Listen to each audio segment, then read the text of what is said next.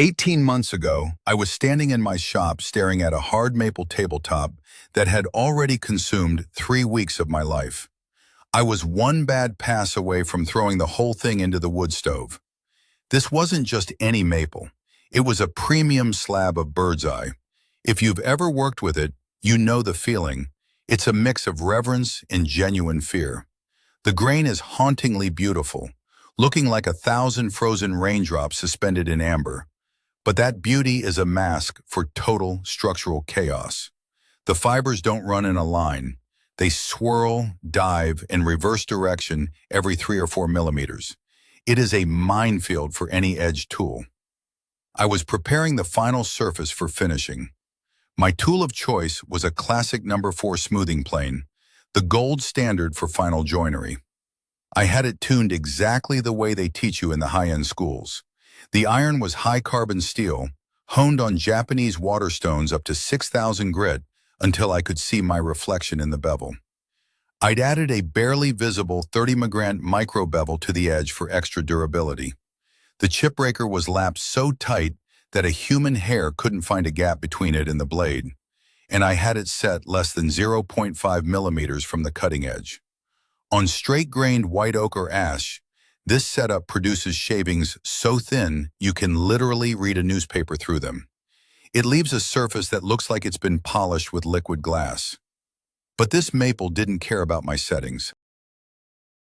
I made the first pass, perfect. The second pass, clean. On the third pass, the plane suddenly made a sharp, sickening sound, like the crunch of thin ice under a boot. I stopped immediately, lifted the tool, and there it was, a tear-out. A tiny, jagged crater about 1/4 of a millimeter deep, where the blade had caught a cluster of eyes and simply yanked the fibers out instead of slicing them. I tried everything. I reversed the direction of the stroke. I retracted the blade until it was barely kissing the wood, and I even shimmed the frog to increase the angle of attack. The tear-outs got smaller, but they never went away. After an hour of this battle, the tabletop looked okay under direct overhead light, but then I did what every obsessive woodworker does. I put a raking light at the edge of the bench, casting a long, low beam across the surface. My heart sank. The maple looked like skin after a severe case of smallpox. It was covered in thousands of microscopic pits and valleys. I went to the internet searching for a lifeline. I waded through thousands of forum pages and watched hundreds of experts. The consensus was unanimous and depressing. Put the plane away, pick up the sander. They told me to start at 120 grit, work my way to 320, and finish with 400 grit paper. But I knew that sanding was a death sentence for bird's eye maple. Sandpaper doesn't slice, it tears. It grinds the wood into a fine dust that chokes the pores and kills the chatoyancy, that deep, shimmering inner light that makes wood look three-dimensional. After sanding, maple looks flat, like a printed photograph. After a plane, it looks alive, like a gemstone. I was stuck between two failures, killing the beauty with sandpaper or leaving it mutilated by tear-outs. I honestly thought there was no third option. The answer found me a week later, almost by accident. I had traveled to a dusty, old-school workshop on Vasilyevsky Island in St. Petersburg to visit a master restorer named Viktor Androvich. This man was the old guard. He had been restoring furniture for the Hermitage Museum back when I was still learning how to hold a chisel. When I walked in, he was working on a panel of Karelian birch, a material that makes my bird's eye maple look like construction lumber. Karelian birch isn't just figured, it's a solid mass of knots and contorted grain. I ran my hand over his work, and my fingers slid as if they were touching polished granite. It was absolute cold glass. No snags, no fuzz, no tear-outs. The depth of the grain was so profound it felt like you could reach an arm into the wood. "How?" I asked him. "Is that a scraper? A 60 Mermont Japanese specialty plane?" Viktor Androvich just chuckled, wiping his hands on a gray rag. He walked over to his workbench drawer, rummaged through a pile of shavings, and pulled out a stub of a common household candle, a cheap white paraffin candle worth maybe 5 cents. It was battered and covered in wood dust. He laid it next to his ancient cast-iron plane and said, "With this." I stared at that candle stub and couldn't decide if he was joking or if I had finally lost my mind. I couldn't wrap my head around how a piece of paraffin could replace decades of experience and hundreds of dollars in sharpening equipment. Then he took his plane, flipped it sole up, and made one light pass with the candle from the toe to the heel. It left a faint, matte streak on the gray iron. He set the tool on the birch panel and gave it a shove. The plane didn't scream or crunch. It made a sound I had never heard before, a soft, silky hiss, like silk sliding over silk. A long, perfect spiral of wood emerged from the mouth of the plane, unbroken and translucent. And underneath was that mirror-like surface I had been chasing for weeks. I stayed in his shop until the sun went down. We drank 3 liters of tea, and he told me the things they don't put in the modern manuals. It turned out I had been fighting the physics of wood without understanding the nature of friction. He explained that a candle in a carpenter's pocket used to be as essential as a square or a pencil. For centuries, this was basic knowledge, passed from master to apprentice, until it simply evaporated when high-speed routers and cheap sandpaper took over. Today, I'm going to pass that knowledge to you.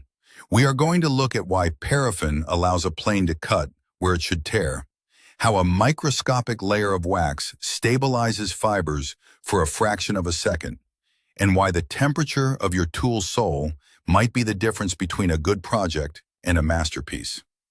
Viktor Andreevich, who is now 73 years old, is a man of remarkable destiny and an even more remarkable memory.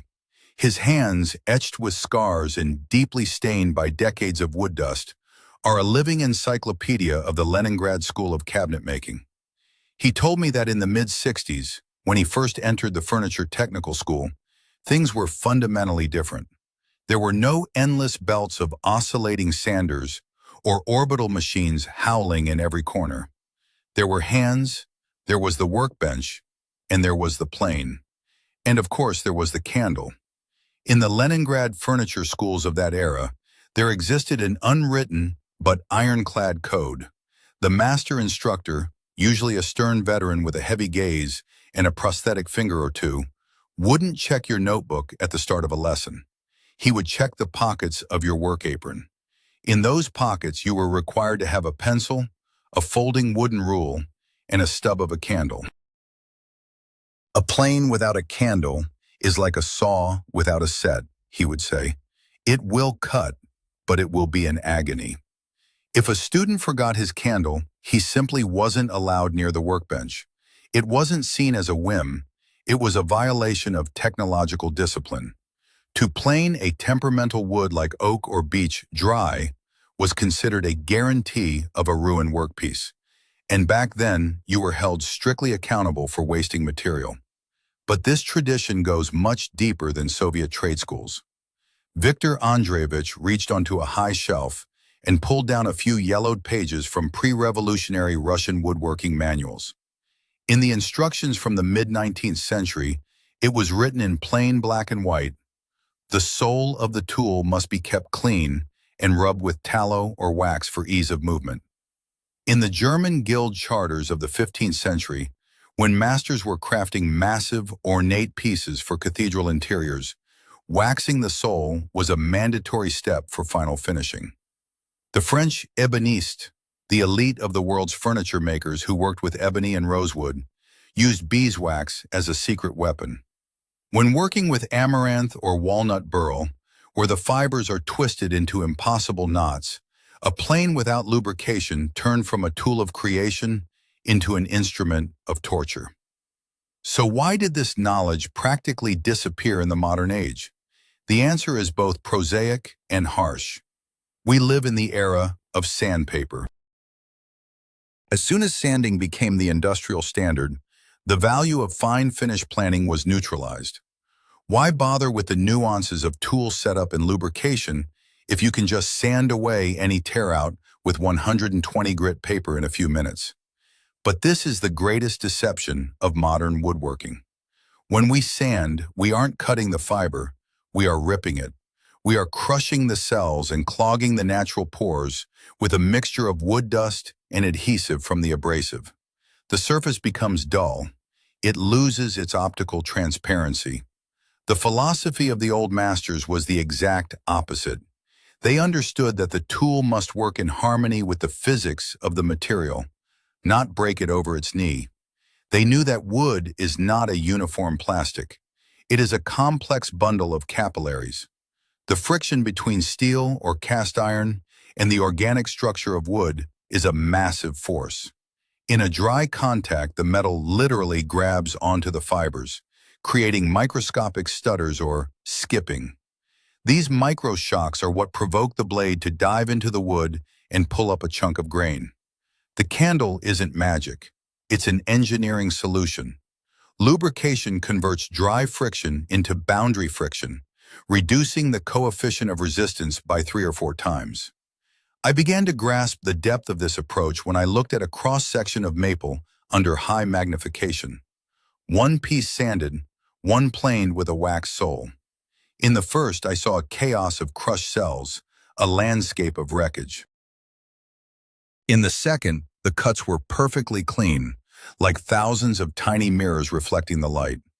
The old masters didn't idealize the past. They simply valued their labor and the resources of their own bodies. Working with a hand plane for 12 hours a day forced them to find ways to save energy. A 5-cent paraffin stub was the cheapest and most effective way to make heavy work light. Today, as we return to hand tools in search of that timeless quality, we often make the same mistake. We buy expensive planes for hundreds of dollars, but we continue to run them dry, just as the industry taught us. We expect the steel to solve everything, forgetting that the result is always born at the point of contact. This gap between modern technology and the forgotten experience of our ancestors is exactly where our maple tears and where the shimmer of the wood dies. To move forward, we don't just need to pick up an old tool. We need to reclaim the mindset where a simple candle was more important than a complex adjustment. Now let's move to the workbench. To make this method work in your hands the way it worked for me on that maple, you need to understand more than just the what. You need to master the how and the why.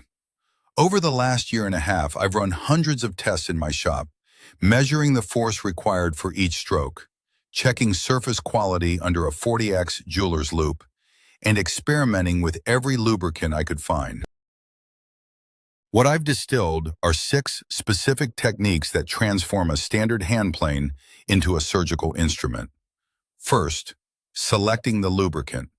I've tried everything: high-end imported glide sticks, technical aerosols, mutton tallow, and even dry PTFE sprays. The result is always the same. Nothing beats a basic paraffin candle. Why not oil? Oil has a low viscosity. It wicks instantly into the capillaries of the wood, often diving a full millimeter deep.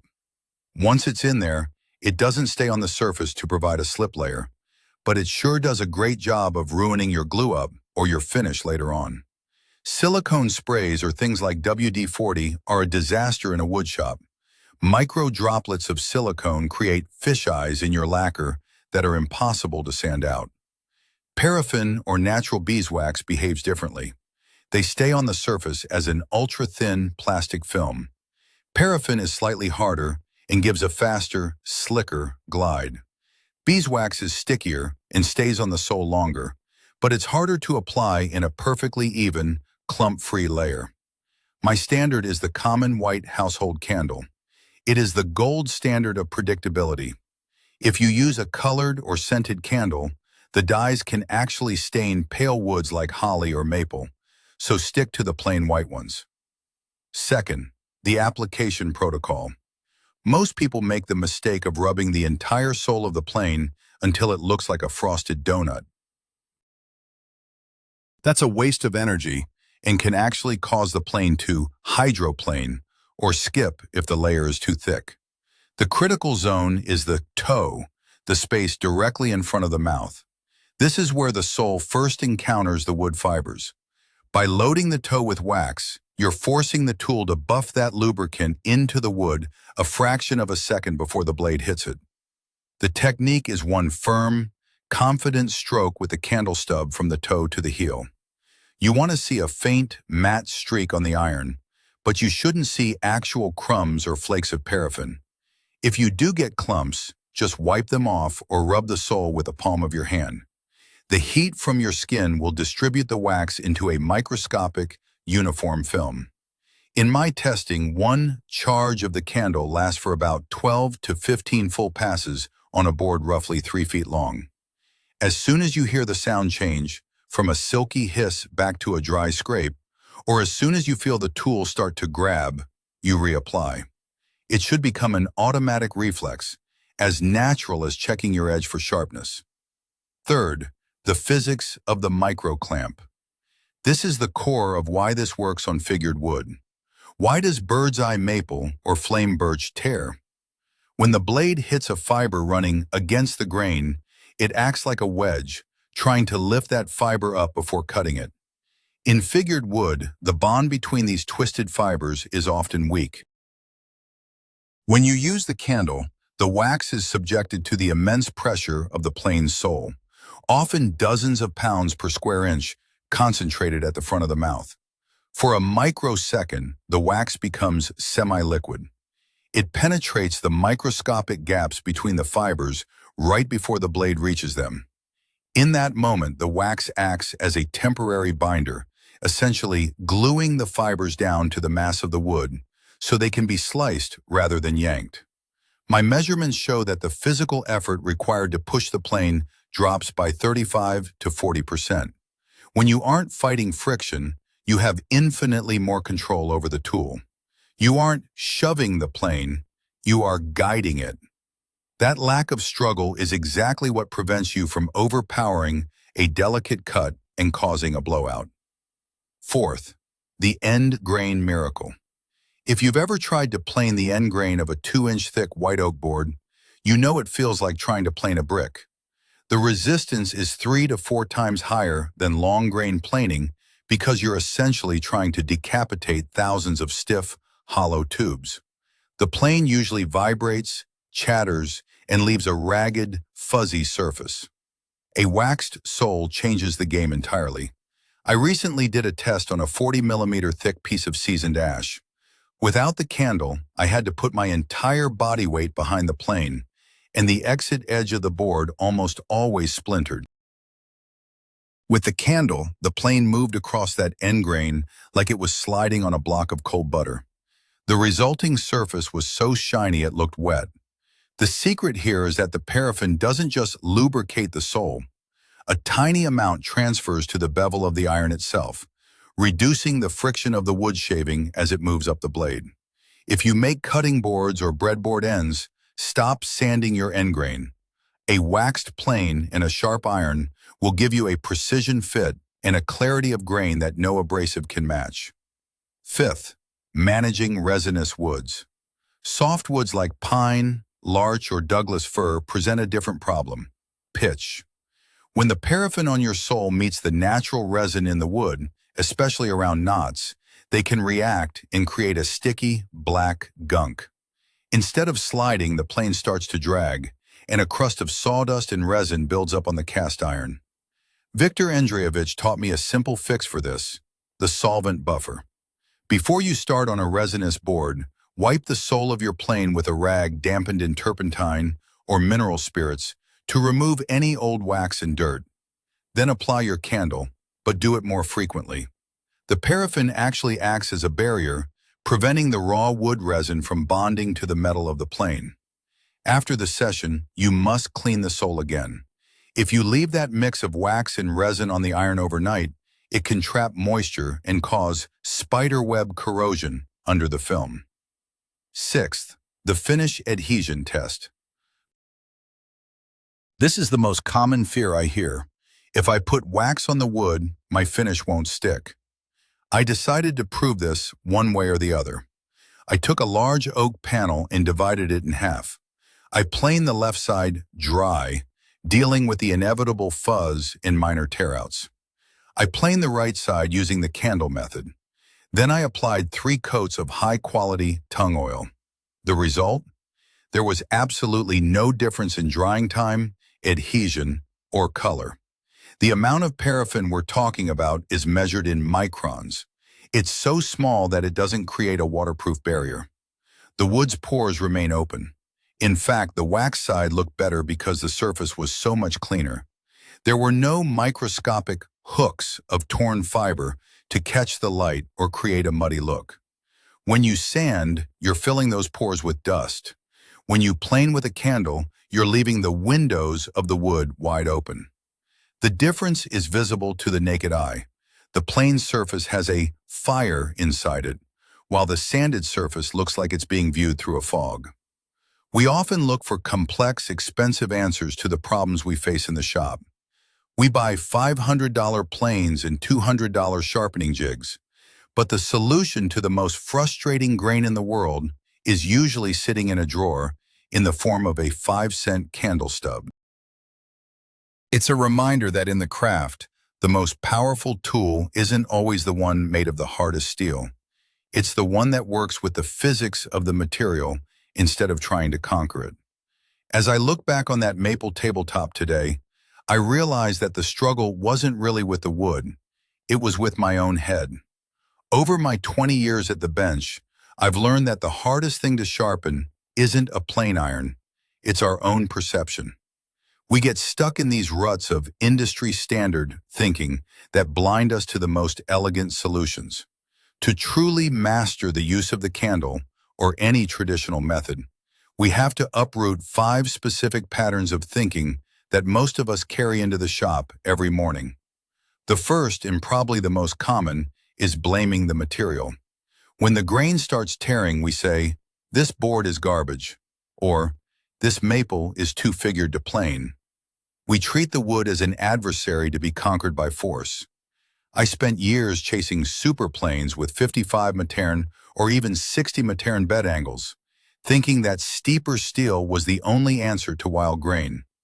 But those steep angles just make the tool harder to push, which leads to more fatigue and less control. The old masters didn't see wood as bad. They saw it as a puzzle of friction. When you stop blaming the tree and start lubricating the contact point, the unplannable becomes routine. Stop fighting the wood. Start helping the tool slide. The second pattern is the cult of absolute dryness. We've been conditioned to think that any substance on the wood, be it wax, oil, or tallow, is a contaminant that will ruin our finish. This fear kept me from using a candle for a decade.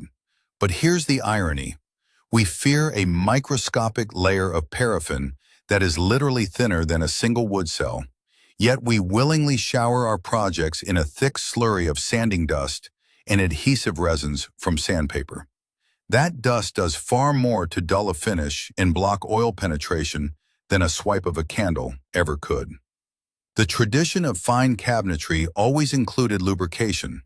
It's not a pollutant, it's a surface preparation that seals the fibers at the molecular level. Third is the fallacy that sharpness solves everything.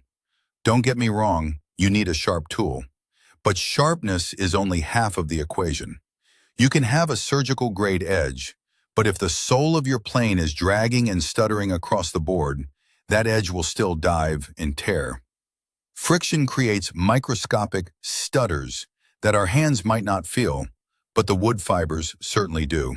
That vibration is what causes the blade to catch and lift. High-end steel can cut, but only lubrication can ensure the cut stays consistent. Fourth is seeing sanding as a safety net. We've accepted the idea that I'll just sand out the tear out later. This mindset makes us lazy with our tools and ultimately robs the wood of its soul. Sanding is a capitulation. When you decide that a candle and a plane can handle any grain, your work changes. You start to demand a level of clarity and depth in the wood that no orbital sander can ever produce. You stop looking for ways to fix the surface and start looking for ways to reveal it. Finally, there's the prejudice against simple solutions. We live in a world where we expect the best answers to be the most expensive and the most complicated. If a solution costs 5 cents and comes from a grocery store candle, we tend to dismiss it as amateur. We want the $500 solution because it feels more professional. But in the craft, truth usually resides in the simplest place. Viktor Andreevich didn't use a candle because he couldn't afford a specialized lubricant. He used it because it worked better than anything else for 60 years. Now, I promised you a bonus, the final master's touch that Viktor only showed me after I'd proven I was serious about the method. It's about the temperature of the tool. Paraffin and beeswax are thermoplastic.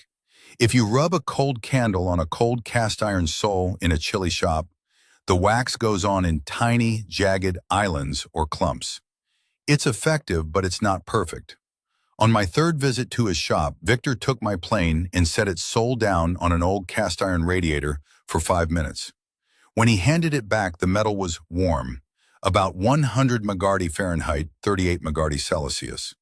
Just enough to feel like a warm cup of coffee. Then he swiped the candle. The effect was a revelation. The wax didn't leave a matte streak.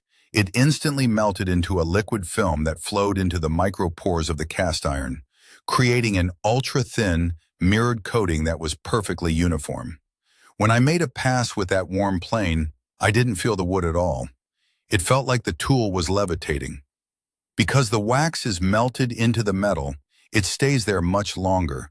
You can get 30 or 40 passes before needing to reapply. More importantly, there are no clumps to clog the mouth of the plane or leave tracks on the wood. If you don't have a radiator, a heat gun, or even a hairdryer for 10 seconds will do the trick. It's a tiny detail, but it's the difference between a good surface and a museum-grade finish. I went back to that bird's-eye maple tabletop, warmed my plane, swiped the candle, and finished the work in 20 minutes. The surface that had almost driven me to burn the project was suddenly perfect. When I finally wiped on the oil, the grain didn't just appear, it exploded. Every eye in the wood looked like a crater filled with liquid gold. Viktor Andreevich told me as I was leaving his shop, "We forgot these things because we stopped listening to the tool. We started listening to the machines." A hand plane with a candle is a quiet tool. In that silence, you can hear the wood telling you exactly how it wants to be cut. I'm not telling you to throw away your sander, but the next time you're facing a piece of wood that seems impossible, don't reach for the 80 grit. Reach for a candle. Remember the old masters, the Leningrad School, and the thousands of years of trial and error that led to that one simple swipe of wax. Give your hands the chance to feel that silk-on-silk glide. That is the true heart of our craft, keeping the fire of knowledge alive, not just polishing the ash of the past. I'll see you in the workshop.